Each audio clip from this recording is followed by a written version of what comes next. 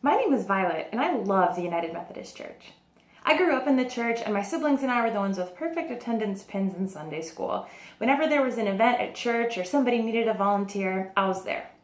As a 20-something, I don't think pastors always knew what to do with young adults, so at a few different churches I was a member of over the years, I was asked to lead the youth group, which is a super important ministry but really wasn't my calling. I was always trying to teach the kids about systemic injustice in between the games and the snacks, and it started to feel like there really wasn't a place in the church for me. It wasn't until I came to the Reconciling Congregation of Urban Village Church in Chicago and met our openly gay pastor that I felt seen, I felt heard, and I felt that the things I cared about so deeply could actually be part of a church ministry. My pastor, in addition to being an amazing and inspiring preacher, was endlessly generous with his time.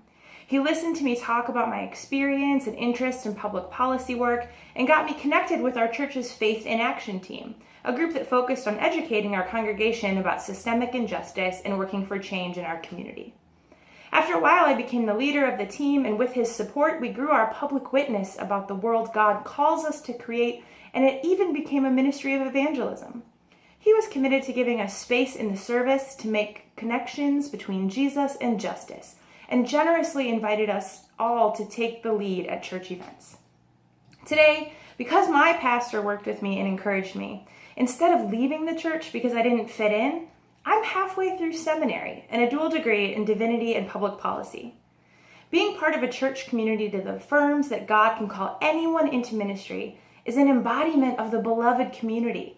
And with God's help, if I'm ordained next summer, that is the kind of church I want to lead to. There's so many stories of LGBTQ leaders growing the church and living out God's call to love and do justice. And I know for a fact that because of LGBTQ leadership in the church, goodness and generosity have been multiplied in my life and my faith.